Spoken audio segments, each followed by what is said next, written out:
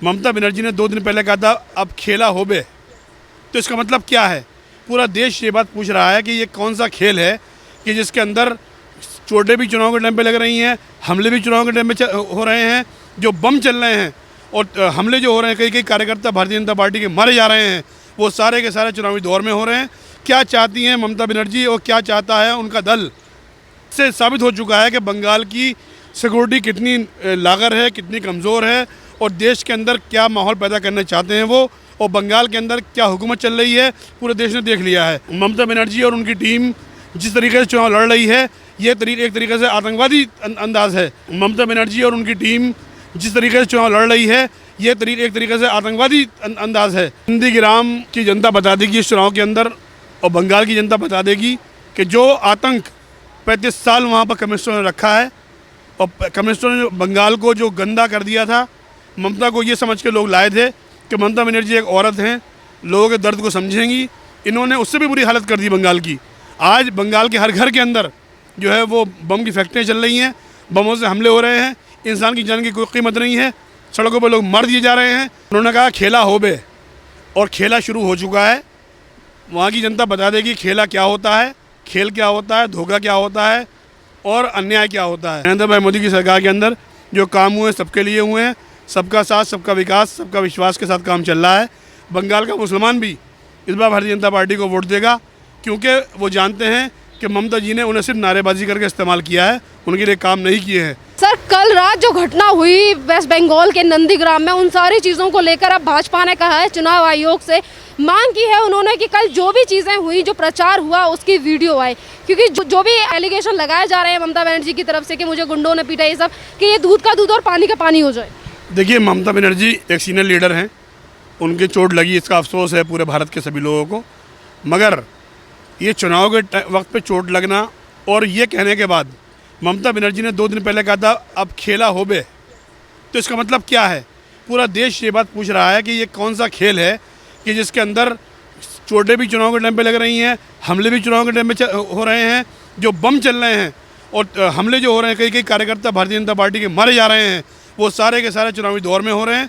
क्या चाहती हैं ममता बनर्जी और क्या चाहता है उनका दल, से साबित हो चुका है कि बंगाल की सिक्योरिटी कितनी लागर है, कितनी कमज़ोर है और देश के अंदर क्या माहौल पैदा करना चाहते हैं वो, और बंगाल के अंदर क्या हुकूमत चल रही है पूरे देश ने देख लिया है। ममता बनर्जी और उनकी टीम जिस तरीके से चुनाव लड़ रही है, ये एक तरीके से आतंकवादी अंदाज है, और ये चुनावी अंदाज नहीं है।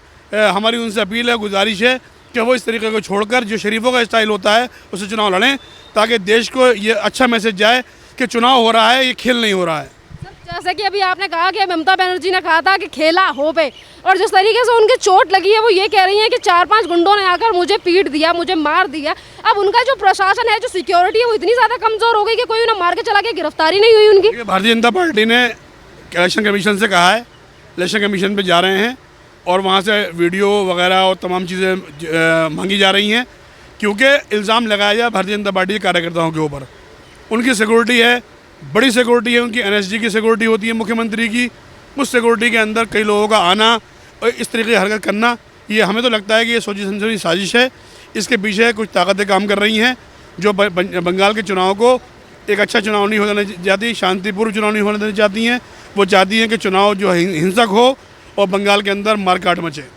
जैसा कि अभी सीसीटीवी कैमरे की फुटेज सामने नहीं आई है, चीज़ें निकलकर सामने नहीं आई हैं, नंदीग्राम की जो जनता है वो कुछ और कह रही है कि ममता बनर्जी के पैर में एक खंबे से लग गई।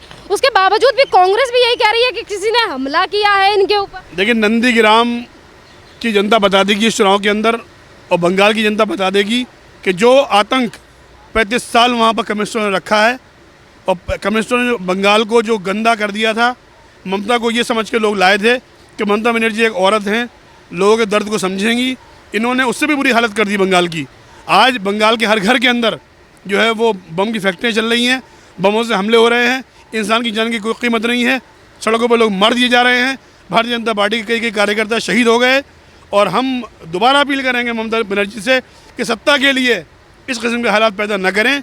आप जो है प्यार से और कानून के दायरे में रहकर चुनाव करवाइए, ताकि जो है देश को संदेश जाए कि आप एक अच्छी औरत हैं, शरीफ औरत हैं। सर, यहाँ पर जब जेपी नड्डा की गाड़ियों पर जब पत्थरों से हमला किया जाता है, तो ये कहा जाता है कि ये चुनावी स्टंट है, मुझे भरोसा है अपनी पुलिस पर, अपने प्रशासन पे कि इस तरीके की चीज़ें नहीं हो सकती हैं। जब ममता बनर्जी के साथ इस तरीके की चीज़ें हो रही हैं, जब उनके खंभे सही लग गई, तो वो ये कहती हैं कि मुझे लोग पीट के चले गए। लोकसभा चुनाव के बाद से ही जब 18 MP भाजपा की जीत कर आए, वहाँ पर ममता बनर्जी को महसूस हो गया था कि अब जो है उनकी ज़मीन खिसक चुकी है, बंगाल से उनका राजपाट उठने वाला है। ऐसी हरकतें वहाँ पर लगातार हो रही हैं, इसकी जांच होनी चाहिए। हम चुनाव आयोग से और तमाम एजेंसियों से अपील करेंगे कि बिल्कुल निष्पक्ष जांच हो, ताकि मालूम होना चाहिए कि चुनाव के अंदर ऐसी हरकतें कौन लोग करते हैं। सर, नंदीग्राम में जो जनता है जो ये कह रही है कि ममता बनर्जी बदनाम करने की कोशिश कर रही है लोगों को, और ममता बनर्जी के पैर में अचानक से ही चोट लगी है, किसी ने मारा पीटा नहीं है। अगर ये सारी चीज़ें मीडिया पर आ रही हैं, टीवी चैनल दिखा रहे हैं, तो उसको लेकर NDTV के पत्रकार कह रहे हैं कि ये झूठा नैरेटिव चलाया जा रहा है। उन्होंने कहा खेला हो बे, और खेला शुरू हो चुका है। वहाँ की जनता बता देगी खेला क्या होता है, खेल क्या होता है, धोखा क्या होता है और अन्याय क्या होता है। चुनाव लंबे 2 महीने में होने वाला है, वहाँ पर 2 महीने लगातार चुनाव चलेगा। हमारी दोबारा अपील है, उनसे गुजारिश है, हाथ जोड़ के निवेदन है कि जनता को निशाना ना बनाएं, ऐसी हरकतें ना हो कि लोग चुनाव के अंदर इंटरेस्ट लेना बंद कर दें, क्योंकि चुनाव है, इसे हिंसक न किया जाए। जैसा कि आपने चुनाव का बात किया, आपने चुनाव को लेकर कहा कि 2 महीनों तक चुनाव चलेंगे, यानी कि 8 चरणों में मतदान होने वाले हैं। उसको लेकर ममता बनर्जी ने तो ये भी कहा था कि इलेक्शन कमीशन है जो भाजपा के अंडर होकर काम कर रही है।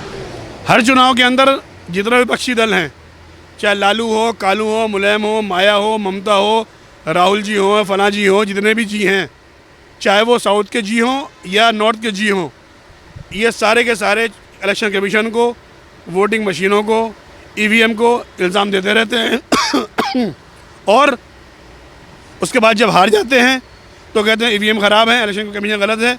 मध्य प्रदेश और राजस्थान में जीत जाते हैं, कर्नाटक में जीत जाते हैं, पंजाब में जीत जाते हैं, तो EVM सही दिखाई देती हैं इनको। तो इसलिए ऐसी बातें ना करें जो देश की जनता अभी थू करने लगे।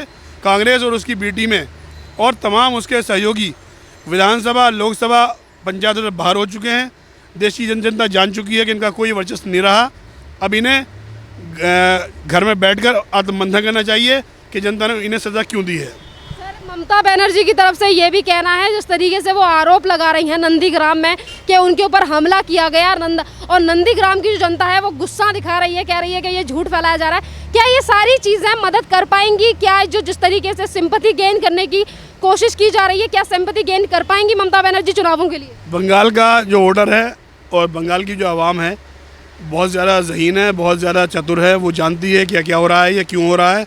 वो हर एक की हरकत को समझ रही है, इसलिए चुनाव पे छोड़ देना चाहिए।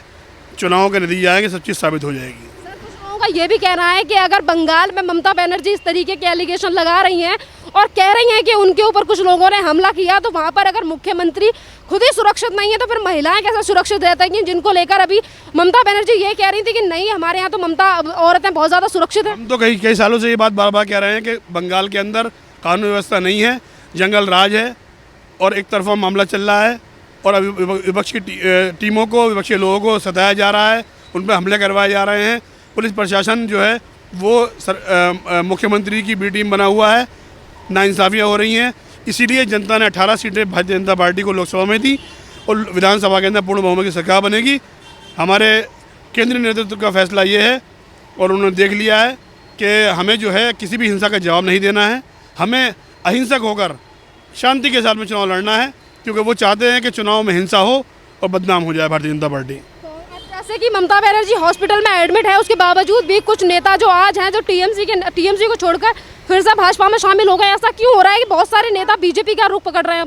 देखिए, ऐसा है, चुनाव के अंदर स्टंट होते हैं, लोग प्लास्टर बनवाते हैं, एडमिट होते हैं, मशीनें लगवाते हैं, सिलेंडर लगवाते हैं, ऑक्सीजन पे जाते हैं सिंपैथी लेने के लिए। मगर भारत की जनता जो है वो इन सब चीज़ों को नहीं देख रही है, वो काम को देख रही है। नरेंद्र भाई मोदी की सरकार के अंदर जो काम हुए सबके लिए हुए हैं, सबका साथ, सबका विकास, सबका विश्वास के साथ काम चल रहा है।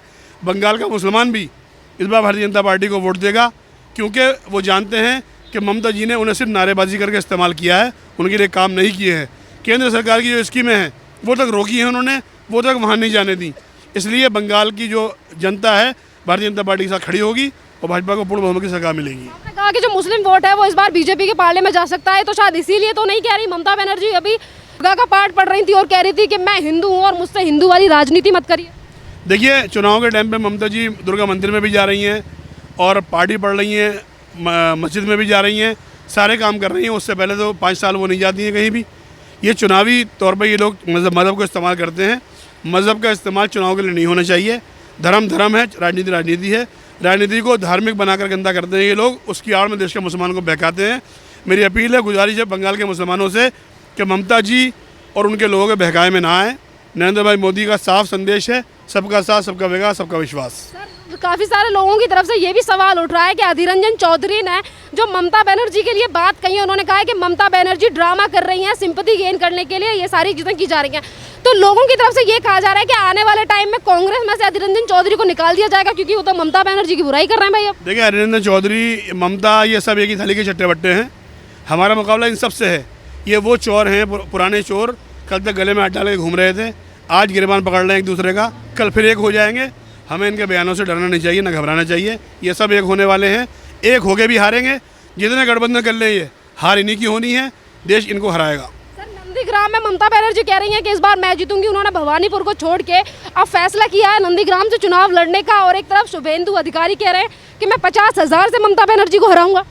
चुनाव बता देगा कौन जीत रहा है, कौन हार रहा है। नंदीग्राम की जनता बहुत ही ज़्यादा अच्छी है। वो तमाम 25 सालों का इतिहास देख रही है। 35 साल का इतिहास उन्होंने कम्युनिस्टों का भी देखा और भारतीय जनता पार्टी की सरकार पूरे देश में देख रही है। फैसला हो जाएगा। अब तो सारी टीमें मैदान में हैं, जंग का मैदान गर्म है, जंग होगी, मगर ऐसा खेल नहीं होना चाहिए जो देश को तोड़ने वाला हो। धन्यवाद सर।